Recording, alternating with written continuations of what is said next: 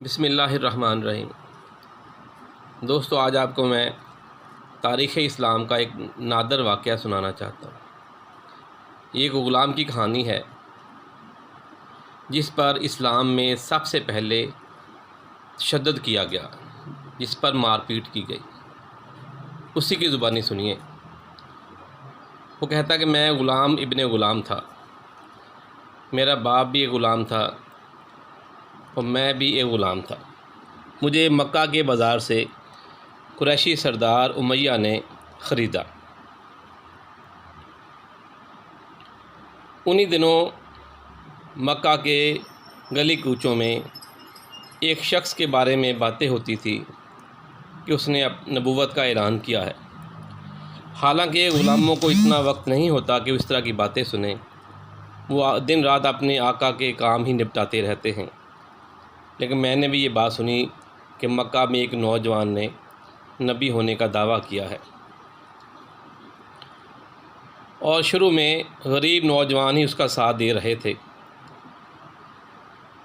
اور جو بھی نوجوان اس کا ساتھ دیتا، سرداران قریش اس کی جان کے در پہ ہو جاتے اور اس پر ظلم و ستم کے پہاڑ گرا دیتے۔ ایک دن میں دیوار کے ساتھ لگا کھڑا تھا کہ میرے سامنے قریش مکہ عمار کو پکڑ کر لائے۔ ان لوگوں نے اسے گھٹنوں کے بل جھکانے کی کوشش کی، لیکن عمار نے اپنا سر اونچا رکھا۔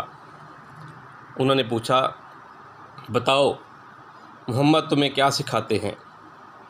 عمار نے کہا، آپ صلی اللہ علیہ وآلہ وسلم سکھاتے ہیں کہ تمام انسان خدا کے نزدیک برابر ہیں اور عبادت کے لائق صرف ایک خدا ہے جو ہم سب کا مالک ہے۔ دوستو، اس وقت مکہ کا یہ حال تھا کہ وہاں سرداران قریش کسی چھوٹے شخص کو اپنے برابر کھڑے ہونے کی اجازت بھی نہیں دیتے تھے۔ تو اس ماحول میں کوئی اگر یہ کہے کہ سب ایک جیسے ہیں، ایک برابر ہیں، تو اس بات کو کون برداشت کر سکتا ہے؟ عمار کی یہ بات سن کر سب سردار غضبناک ہو گئے۔ ابو سفیان بڑبڑانے لگا۔ اس نے کہا، ہمارے تو 360 خدا ہے جو ہماری نگرانی کرتے ہیں، ہمیں رزق دیتے ہیں۔ یہ خدا ہماری عبادت بھی ہیں، ہماری روٹی روزی کا وسیلہ بھی ہیں۔ عمار نے پھر اسی اعتماد سے کہا، محمد ہمیں سکھاتے ہیں کہ تمام انسان، تمام نسلیں، تمام رنگ خدا کے نزدیک برابر ہیں۔ اس پر ابو سفیان اور امیہ نے مجھے پکارا، اے غلام، تم بتاؤ ایک سردار مکہ اور تمہارے درمیان کیا فرق ہے؟ انہوں نے کہا، اے غلام، ایک کوڑا پکڑو اور اس عمار کے چہرے پر مارو۔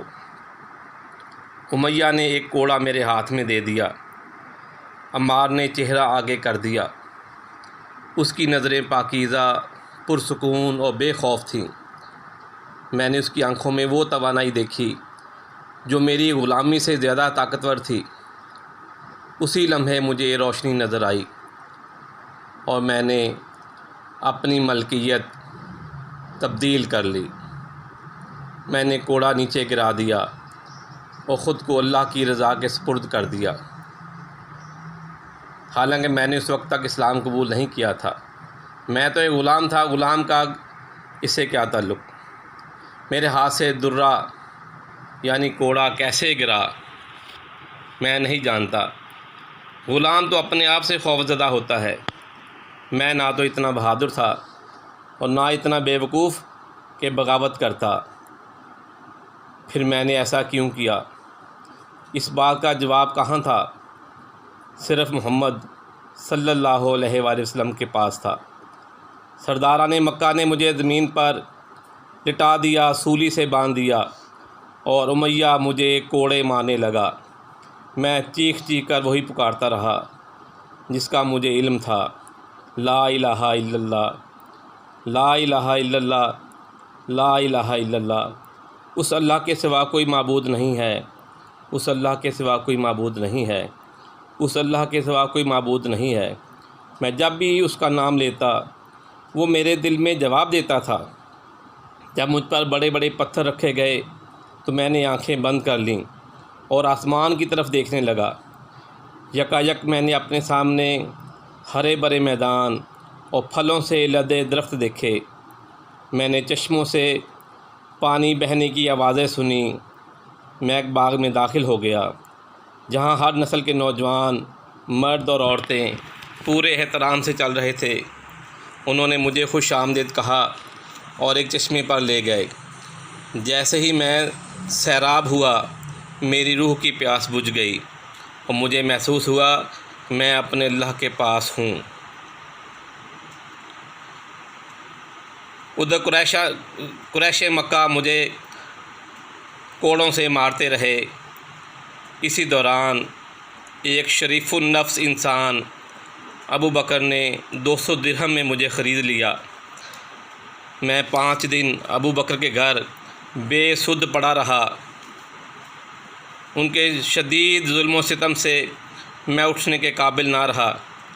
چھٹی صبح میں اٹھنے کے قابل ہوا تو ابو بکر بہت خوش ہوئے۔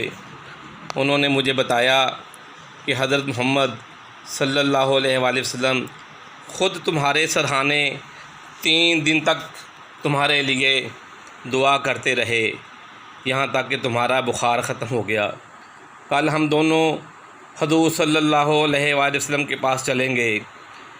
میں جب پیغمبر خدا سے ملا تو وہ ایک معمولی چٹائی پر بیٹھے ہوئے تھے۔ آپ صلی اللہ علیہ وآلہ وسلم نے میری طرف دیکھا تو آپ کی آنکھوں میں آنسو بہہ آئے اور ساتھ بیٹھے ہوئے حضرت علی رضی اللہ تعالیٰ عنہ سے کہا، اس شخص نے اللہ کو خوش کر دیا ہے۔ پھر اللہ کے پیغمبر اٹھے اور مجھے سینے سے لگا لیا اور کہا، بلال، تمہارے بارے میں ہمیشہ یہ کہا جائے گا کہ تم وہ پہلے شخص تھے جس پر اسلام کی خاطر تشدد کیا، اور تم وہ پہلے شخص تھے جس نے اسلام کی خاطر مار پیٹ برداشت کی۔ دوستو، یہ حضرت بلال کی وہ کہانی ہے اسلام میں داخل ہونے کی، اور جب اللہ تعالیٰ کسی کو استقامت دیتا ہے، کسی نظریے پر قائم انسان ہو جاتا ہے تو پھر اس کو کسی بات کا ڈر نہیں رہتا۔ دوستو، یہ ایک انقلاب تھا جو نبی پاک صلی اللہ علیہ وسلم لے کر آئے، جو سرداران قریش اور غریب لوگوں کے درمیان ایک کشمکش تھی، وہ آپ نے ختم کی۔ آپ نے محمود و ایاز کو ایک ہی لڑی میں ایک ہی صف پہ کھڑا کر دیا، گورے و کالے کی تمیز ختم کر دی، چھوٹے بڑے کی تمیز ختم کر دی۔ آپ نے کہا جو تقویٰ میں اچھا ہے وہی آپ میں بڑا ہے، سب انسان برابر ہیں۔ اللہ تعالیٰ ہمیں بھی حضرت بلال کی ان کسی استقامت عطا فرمائے اور ان جیسا عشق رسول ہمیں عطا فرمائے۔ دوستو، اگر آپ کو یہ کہانی اور یہ واقعہ اچھا لگا ہے تو آپ اس چینل کو سبسکرائب کریں اور بیل آئیکن کو پریس کر دیں۔